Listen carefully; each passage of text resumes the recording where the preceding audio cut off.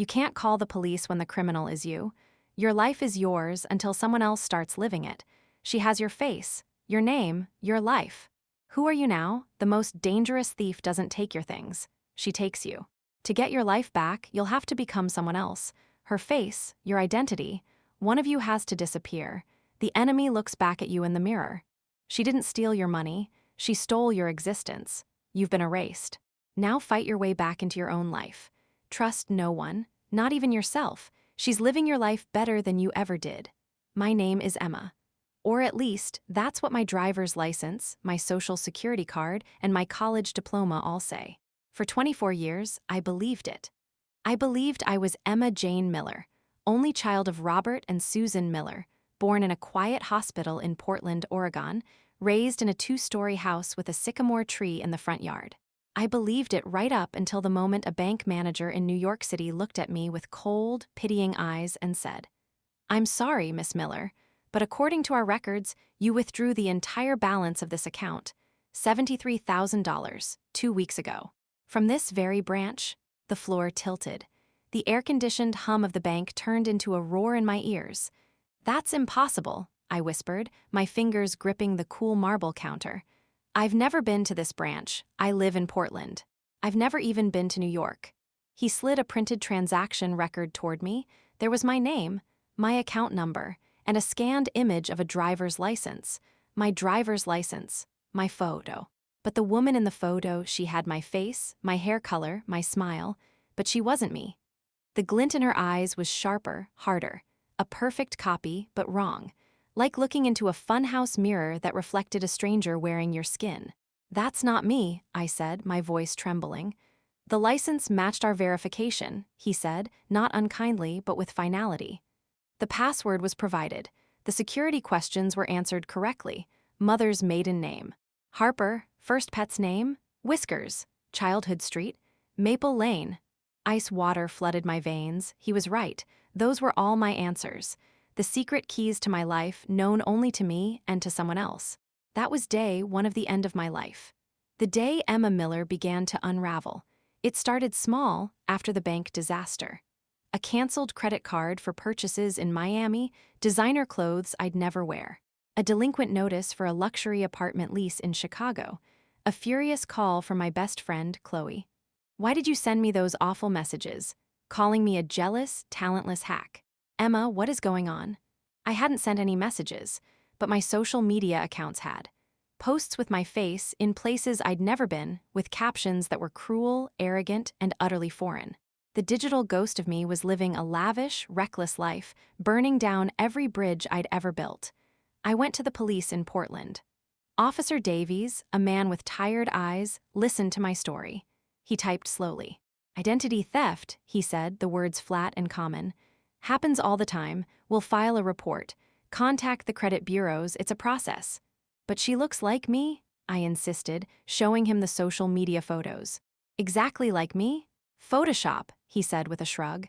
"Deepfakes. It's sophisticated, but it's still just fraud." It wasn't just fraud, it was annihilation. My real self, the one who worked as a graphic designer, who spent weekends hiking, who loved her quiet life, was being buried under a mountain of fictional debt and real-life hatred. My parents, bewildered and scared, mortgaged their house to help me with the legal fees. I saw the fear in their eyes, the unspoken question. Is our daughter having a breakdown? The lowest point came 3 months in. I was let go from my job.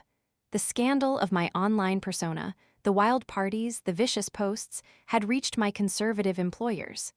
"It's not a good fit anymore, Emma," my boss said, unable to meet my gaze. That night, sitting on the floor of my now empty apartment, surrounded by boxes, I felt something break inside me.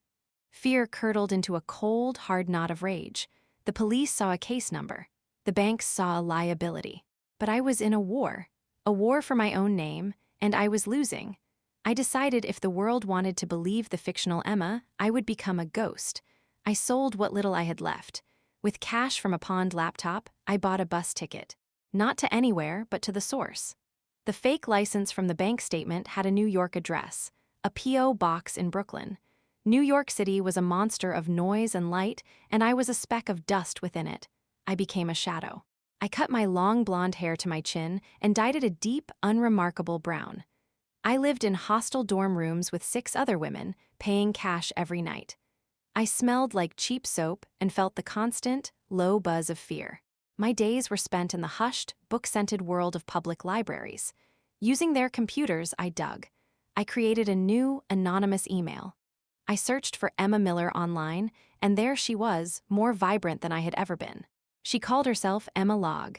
She had 10,000 followers. Her feed was a waterfall of luxury.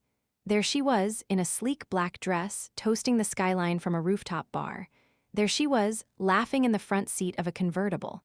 There she was, wearing my face with a caption that read, "The world gives to those who aren't afraid to take. Number New Era, number Emalog." She wasn't just spending my money. She was building a brand, a philosophy. She was telling a story where Emma Miller was bold, ruthless, and free, and people were listening. They left comments like "goals" and "teach me your ways." My hands shook over the keyboard. This was more than theft. This was erasure. She was rewriting me. I learned her patterns. She tagged locations. A specific cafe in Soho appeared often, a boutique in the West Village. She posted at regular times, usually in the late afternoons and evenings. She was careful, but she was also arrogant. She wanted to be seen. She believed she had already won. For a week, I haunted those places. I sat in a corner of the Soho cafe with a single, cold coffee, wearing a hoodie, my new dark hair a curtain. I watched the women who came and went, my heart leaping into my throat every time someone with blonde hair entered. Then, on a rainy Tuesday, she walked in. It was her, me. She stood under the awning first, checking her phone, her brow slightly furrowed. She wore a beautiful trench coat the color of cream, one I had admired in a window once but could never afford. My heart didn't just pound. It tried to escape my chest, a frantic bird against my ribs. She pushed the door open and walked to the counter, confident. She ordered a complicated coffee drink, her voice carrying. It was my voice, but polished. Smoother. She tucked a strand of perfect honey blonde hair behind her ear, my nervous habit. When the barista was slow, she gave a slight, impatient lift of her right shoulder. Another tiny, physical truth of me she had stolen. This was no random thief using a copied license. This was personal. She had studied me. She had practiced me. I followed her when she left, my hands shoved deep in my pockets to hide their shaking. The rain soaked through my thin jacket, but I didn't feel the cold. She walked with purpose for 10 blocks, finally turning into the lobby of an elegant, old brick apartment building. It wasn't a doorman building, but it was nice. Secure. She belonged there. I stood across the street, a dripping shadow, and watched as a light flicked on 4 floors up, in a window with large panes. That was her nest. That was where the ghost lived. I became a fixture on that street. I found a bench in a tiny pocket park half a block away. I wore different hats, different glasses. I read books I never saw the words of. I watched. Her life had a rhythm. She left the building around 10 each morning, always impeccably dressed. She often returned with shopping bags from stores whose names I knew from magazines. In the evenings, she sometimes went out with friends, a group of sharp-looking, laughing people who hugged air and talked loudly. They would pile into taxis, off to some invisible, glittering night. She had a life. A full, busy, expensive life. My life, or the life my money and my identity could buy. The anger that had kept me going began to change. It wasn't a hot, screaming fury anymore. It cooled and hardened into something else, something crystalline and sharp. It gave me a terrible, clear focus. I needed to know why. Who was she? How did she get so deep under my skin? The answer, I knew, was in her apartment. I couldn't get in, but she put her trash out on Thursday nights for Friday morning pickup. So, before dawn on a Friday, in the gray, sleepy light, I lurked by the side of her building near the big green bins. It was disgusting. It was humiliating. But ghosts don't have pride. The bag was heavy.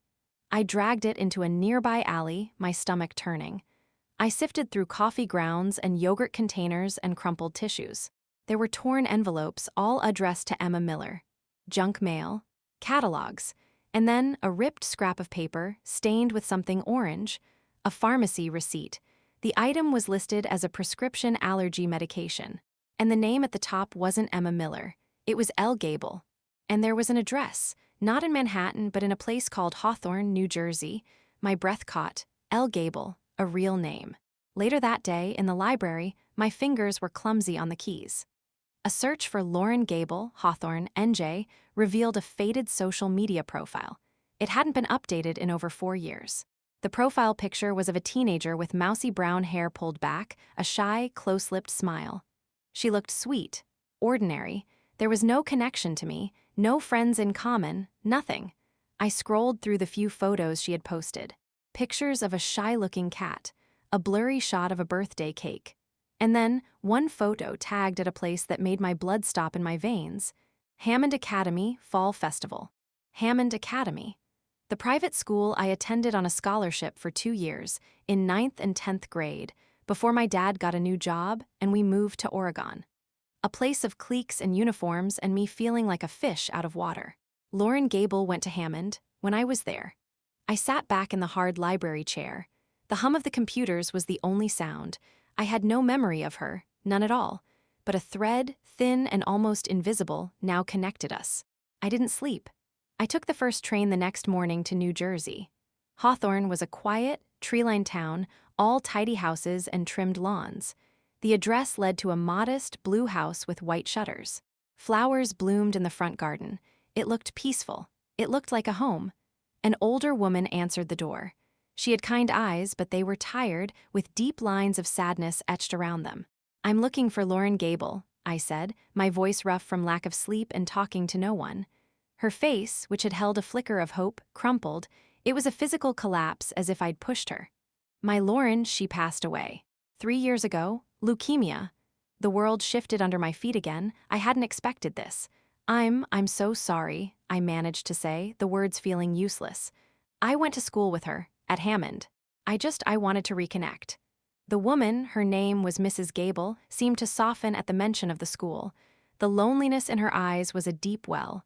"Please," she said, stepping back, "come in.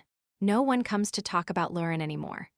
The house inside was neat and warm, filled with the soft light of a suburban afternoon. It was also a museum. Photos of Lauren at various ages covered the walls and shelves. A younger, brighter version of the woman before me smiled from a frame, her arm around the shy girl from the profile picture. "She talked about you," Mrs. Gable said, as she brought out a photo album, her fingers gentle on the cover. "Emma Miller, the golden girl, she called you. She said you were so kind to her." She opened the album to a page from a Hammond Academy yearbook. It was a group photo of the Scholarship Student Club, a group I'd joined to try and fit in. There I was, 15, all awkward elbows and a too big smile, holding one side of a cheap-looking sports trophy. And next to me, with an arm slung awkwardly over my shoulders, was Lauren Gable. Her smile was hesitant, her eyes not on the camera but looking sideways at me. I was looking at the trophy, oblivious. I had no memory of this moment, no memory of her touch. "She was so shy," her mother said, tracing her daughter's face in the photo. "That first year was so hard for her. The other girls, they could be cruel. She said you shared your notes with her when she missed a week with the flu. You invited her to your birthday party. It meant the world to her." My 15th birthday party, I remembered a pizza place, a few friends from art class. I did not remember Lauren Gable being there. "She admired you so much," Mrs. Gable continued, a single tear escaping down her cheek. "After you moved away, she changed. She tried to be more like you," she said, more confident. She started doing her hair differently. She tried out for the drama club. She was coming out of her shell. And then she got sick." The woman's voice broke. It was so cruel, all her dreams, all that new bravery just gone. She took me upstairs to Lauren's room. It had been kept exactly as it was. Awards for art and poetry were pinned to a corkboard. Journals with beautiful handmade covers lined a shelf. The room was a portrait of a thoughtful, creative girl who had barely begun. And on the wall, right above the desk, in a simple silver frame, was a photograph. It was of me. 15-year-old me, caught mid-laugh, my head thrown back, sunlight turning my hair to white gold. It was a candid shot, taken from a slight distance. I didn't remember anyone taking it. It was a moment of pure, unguarded joy, and it had been captured and cherished here, in this room, for years. "She kept that up always," Mrs. Gable whispered. "She said you were the only one who ever made her feel like she belonged. You were her proof that kindness existed in that place." A cold, heavy understanding began to settle in my stomach. This wasn't about money. Not really. Before I left, holding a cup of tea I hadn't drunk, Mrs. Gable spoke again, almost to herself. The only thing that comforted me, a little, was knowing she wasn't completely alone in the world. She had a twin, given up for adoption at birth. A closed adoption. We never knew her. But it was a small solace, thinking a piece of Lauren was still out there, living. A twin.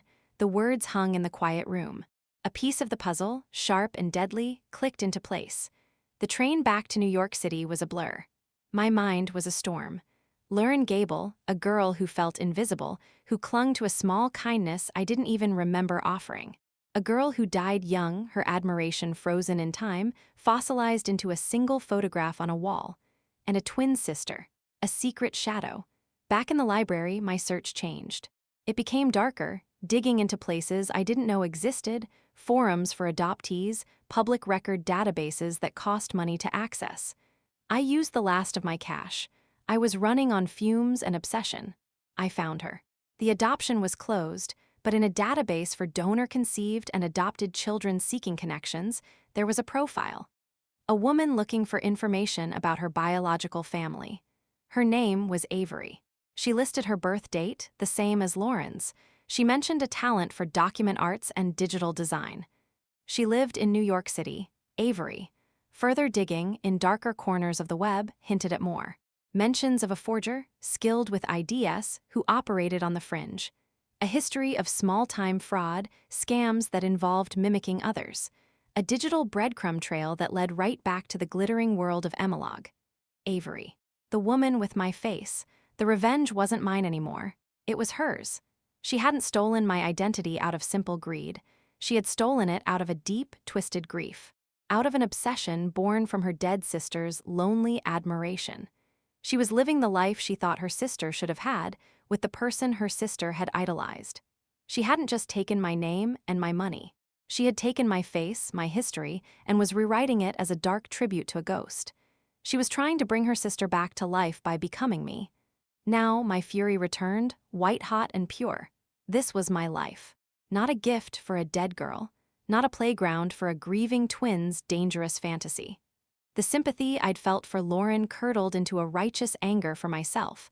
I was not a character in their tragedy. I was a real person, and I was being erased.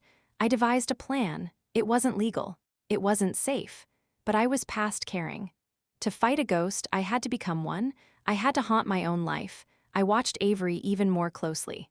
Her routine was a clockwork of vanity and self-care. She visited an expensive, exclusive gym every other day at 4 p.m. The gym had a flashy lobby and a bored-looking person at the desk who barely glanced at members. I needed to get close. I needed something of hers. I bought a cheap, prepaid burner phone. I went to a thrift store and found a decent pair of yoga pants and a tank top. At 3:45 p.m. on a Wednesday, I walked into the gym, my dark hair tucked under a baseball cap. I signed a fake name on the guest register with a smile. The gym was all mirrors and chrome. I saw her near the weight racks. She was focused, lifting small dumbbells with a precise, practiced motion. My own face, concentrated and fierce in the reflection. My heart hammered. I went to the smoothie bar in the lobby and bought the thickest, most vibrant green smoothie I could. I waited, lurking near the entrance to the women's locker room. Just after 5 p.m., she came out, her hair damp from the shower, a sleek gym bag over her shoulder. She was texting, distracted. This was it. I walked towards her, pretending to look at my own burner phone. I calculated the steps, the angle. I tripped. The cup of cold, green smoothie flew from my hand. It hit her square in the chest and splattered all over her pristine white workout jacket and leggings. "Oh my God," I cried, my voice high with fake panic. "I am so sorry, I'm so clumsy," she gasped, stumbling back, looking down at the mess in horror. "What the hell?" she spat, and it was my voice, filled with a venom I never used. "I'm sorry. Here, let me help." I grabbed a wad of paper towels from a nearby dispenser and began dabbing at her jacket, my movements frantic. In the chaos, as she cursed and tried to shrug out of the sticky jacket, our gym bags, both black, both nondescript, sat side by side on a bench. With one hand dabbing her sleeve, my other hand, shielded by our bodies and the commotion, swiftly unzipped her bag, felt for her phone, and pulled it out. In the same motion, I slipped my nearly identical burner phone into her bag and zipped it back up. The whole switch took less than 3 seconds. "Just forget it," she snapped, finally pushing my hands away, her face a mask of irritation that was so familiar and so alien on my own features. Useless. She grabbed her bag, now containing my burner phone, and stalked off towards the exit, dripping green. I stood there, holding her real phone, the smoothie soaking into my own shoes. I had done it. In the privacy of my hostel bunk, behind a drawn curtain, I powered on Avery's phone. It was locked by a passcode, but I had watched her. I'd seen the subtle pattern of her thumb movements on the screen from across the cafe. I tried a simple L shape. It didn't work. I tried the numbers of Lauren's birthday. Nothing. Then, on a whim, I tried my birthday. The phone unlocked. A chill worse than any I'd ever felt swept through me. She had made my birthday her passcode. The intimacy of the violation was suffocating. I didn't look at her messages or her photos. I went straight to her cloud storage app. There, hidden behind a second folder named Archive, was the truth. The folder was named Project E. Inside were subfolders. This contained dozens of photos of Lauren, childhood pictures, teenage years, and most chillingly, recent, beautifully shot photographs of Lauren Gable's gravestone, always with fresh flowers placed neatly before it. Source: hundreds of images of me, scraped from every corner of the internet. Pictures from my parents' old, unprotected Facebook albums, my college graduation photos, candid shots from friends' parties I'd long forgotten. She had studied every angle of my face, every expression. Documents, templates for forging driver's licenses, utility bills, even a fake college transcript. There was a scanned copy of my actual birth certificate. I had no idea how she'd gotten it. And there were forged letters, supposedly from a psychiatrist, detailing a history of delusional behavior and identity confusion in one Emma Miller. Journal. I opened the text file. The entries spanned years. 2019. Found Lauren's old boxes today, her diaries. She wrote about a girl named Emma Miller. She shines so bright. She saw me when no one else did. Who was this girl who meant so much to her? I need to know. 2020. Found her. Emma Miller. Portland, Oregon. She has a normal, happy life. The life Lauren should have had. She has no idea. She probably doesn't even remember Lauren. How is that fair? 2021. I can become her. I have the skills. It would be so easy. It wouldn't be stealing. It would be reclamation. For Lauren, for me, we deserve that brightness. 2022. First test today. Used her ID to open a small bank account online. It worked. She is so careless with her personal information. She doesn't deserve to be the keeper of this face, this name. Lauren loved it. I love it. It should be ours. Recent entry. Emma Logue is a success. They love her. They love me. I am finally the person Lauren admired. I am the better version. The real Emma is fading. Soon, she will be gone, and there will be no one left to say I'm not the original. I will be all that's left. I read it all, my skin crawling. Her grief had metastasized into a monstrous, possessive love. She wasn't just pretending to be me. She believed she was improving me, honoring her sister by replacing the original with what she saw as a superior copy. I connected the burner phone to the library computer the next day. I downloaded every file from Project E. I saved the journal. I compiled the evidence into a digital folder. This was my weapon. Now I just needed the right moment to use it. The moment came a week later. Avery, as Emma Logue, posted a flurry of teasers. Big news coming. The next chapter of Emma Logue starts Friday night. Number Emma Logue Tuo, number the future is here. She tagged an exclusive, trendy art gallery in Chelsea. This was it. Her grand unveiling, where she would cement her new brand, her new life, in front of an audience. On Friday night, I put on the only nice dress I had left, a simple black sheath I'd worn to a friend's wedding 2 years ago. I looked at myself in the hostel's cracked mirror. My dark hair was growing out, showing blonde roots. I looked tired, I looked real, I was a faded version of her. Where she was polished chrome, I was old, scratched steel. The gallery was a wall of glass and light, pulsing with music. I could see the crowd inside, a sea of beautiful people holding champagne flutes. My throat was dry. I felt like I was going to my own execution, or perhaps my rebirth. I walked in. No one stopped me. I was just another girl in a black dress. And then I saw her. She was at the center of the room, holding court. She wore a brilliant, metallic silver dress that seemed to move like liquid. She was laughing, throwing her head back in that exact way from the photograph in Lauren's room. She was performing me, and she was performing me perfectly. For a moment, I was paralyzed. She was everything I was not. Confident, radiant, the center of attention. Had she actually become the better version? Then I remembered the journal. Soon, the real Emma will be gone. I remembered my parents' mortgaged house, my lost job, Chloe's tearful voice. I walked straight through the crowd. People parted unconsciously. I was a stone moving through a glittering stream. I stopped right in front of her. The crowd near her didn't notice at first. Two women in similar dresses. Then one by one, conversations died. Heads turned. A ripple of confusion went through the room. Someone whispered, "Whoa, twins!" Avery saw me. Her brilliant, practiced smile froze. Then it melted, reforming into a mask of polite confusion. She tilted her head, a mannerism I didn't have. "What is this?" she said, and her voice was a perfect mimic of mine, but layered with a cool, amused edge. "Some kind of performance art? Who are you?" The room was silent now, everyone watching. "I'm Emma Miller," I said, loud and clear. My voice didn't shake, it carried. "And you are Avery Gable. You stole my identity. You stole my money. You tried to destroy my real life to build this fake one." A bubble of nervous laughter escaped her. She glanced at her audience, playing for them. "This is insane, and frankly, a little sad. You're clearly unwell. Someone call security, please." She said it with a sigh, as if dealing with a minor nuisance. "I have your journal, Avery," I said, quieter now, but in the silent room, every word was a hammer strike. I held up my cheap burner phone. "I have the pictures you take of your sister Lauren's grave. I have the forged documents you created to make me look insane. I have all the photos of me you stole from my family." Her mask flickered. A crack appeared in the polished veneer. "You're lying. You're a desperate, sick impersonator." "You didn't just steal from me," I continued, taking a step closer. The crowd was riveted. Dozens of phones were raised, recording us.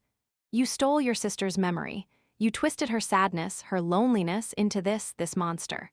You think this is what she wanted? A thief living in a stolen skin? That did it." The mask shattered completely. The cool amusement vanished, replaced by a raw, blazing fury that transformed my own face into something I barely recognized. This was the real Avery, the angry, grieving, lost twin.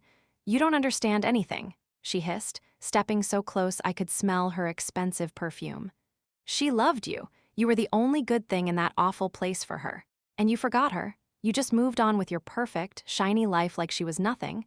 You don't deserve this name. You don't deserve this face. I am keeping it safe for her.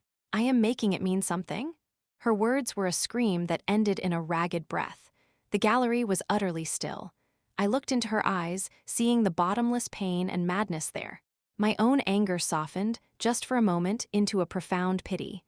"You're right," I said, and my voice broke with the honest truth of it. It was the first time I'd said it out loud. "I don't remember her, and that's my fault.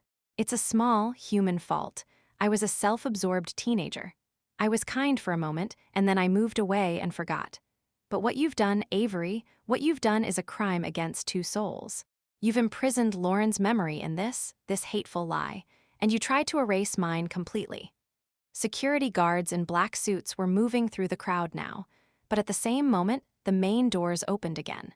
Two uniformed NYPD officers walked in, their eyes scanning the room. I had tipped them off anonymously an hour before, sending the gallery address and a preview of the evidence. Avery saw them. The fury in her eyes drained away, replaced by a dawning, hollow horror. She looked from the police to me, and for a split second, she wasn't a monster or a ghost. She was just a scared, heartbroken woman whose terrible plan had finally ended. "That's her," I said to the officers, pointing at Avery. "Avery Gable, the evidence is in this phone. I can send it to you now." The officers moved in. As one of them took her arm, she didn't resist. She let them put her hands behind her back. The metallic silver dress glittered under the gallery lights as they clicked the handcuffs around her wrists.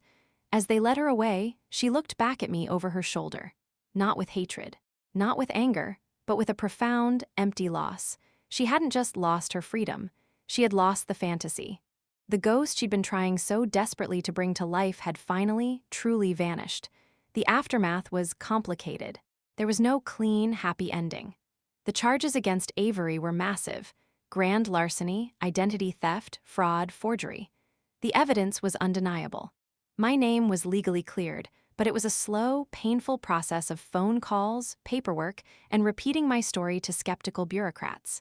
The money was mostly gone, spent on clothes, rent, champagne, and the glittering illusion of Emma Logue. My parents' house was still mortgaged. We would be paying that debt for years. My friends were slow to come back. Some never did. The cruel words I had posted online had cut deep. Chloe was the first. She cried when I told her the full story, and she believed me. But things were different. A shadow had passed between us. I moved back to Portland, into my old room at my parents' house. It felt like going backwards. The sycamore tree in the yard seemed smaller. I was different. I was a ghost who had returned to the land of the living, and I didn't quite fit anymore. I started seeing a therapist. I had nightmares about funhouse mirrors and women with my face. I would jump at the sound of my own phone ringing. But slowly, stitch by stitch, I began to rebuild. I found a new job at a smaller, kinder design firm. I started hiking again, feeling the solid, real earth under my boots. I painted for the first time in years, not for work, but for myself. I used dark, angry colors at first, then slowly, softer ones began to appear. One cool, bright Saturday in the fall, I went back to New Jersey. I didn't go to the blue house with the white shutters. I went to the cemetery. I found Lauren Gable's headstone easily. It was simple, clean. It read, "Beloved daughter, a gentle soul." I placed a bunch of sunflowers on the grass in front of it. They were bright and bold, the opposite of the shy girl in the photo. I sat down on the damp earth beside the stone. I didn't know what to say. I'm sorry felt too small. "Hi, Lauren," I began, my voice quiet in the still air. "I'm Emma. I'm sorry it took me so long to visit. I'm sorry I forgot you. That was my mistake. You deserve to be remembered." I told her about her sister, Avery. I didn't make her out to be a monster. I said she was lost and that she loved Lauren very, very much. Too much. I said she was getting help now, in a place where she couldn't hurt anyone, including herself. "What she did was wrong," I said. "But I think she just missed you so terribly, she broke the whole world trying to put you back in it." The wind rustled the leaves of an old oak tree nearby. It was a peaceful sound. "Thank you," I whispered finally. "For thinking I was kind. I wish I could have been a better friend. I wish I had remembered." It wasn't forgiveness, not exactly. It was an understanding, a settling. We were all victims in a way, Lauren of a cruel illness, Avery of a bottomless grief, me of a vicious theft. But only one of us chose to become a monster. And she had been stopped. I stood up, my knees damp from the grass. I touched the cool stone once, a silent goodbye, and then I walked away. My name is Emma Miller. I am 26 years old. I was stolen from. I was copied, mimicked, and almost erased. I was turned into a ghost in my own life. But I fought my way back. I became a hunter of ghosts. I faced the shadow in the mirror and proved I was the real thing. The scars are there. I check my bank statements too often. I am careful about what I post online. I sometimes catch my reflection and look twice, making sure it's me. But the scars are mine. They are part of my story now. They made me tougher. They made me clearer. They made me understand the priceless value of my own, simple, unremarkable, real life. I live in a small apartment now, with a window that faces east. Every morning, I make a cup of coffee and I watch the sunrise. I feel the warmth of the mug in my hands. I see the colors spread across the sky, pinks and golds and soft blues. That sunrise is mine. That breath I take as I watch it is mine. This life, with all its quiet moments and its simple joys and its hard-won peace, is mine. Truly, completely, irrevocably mine. And no one can ever take that away again.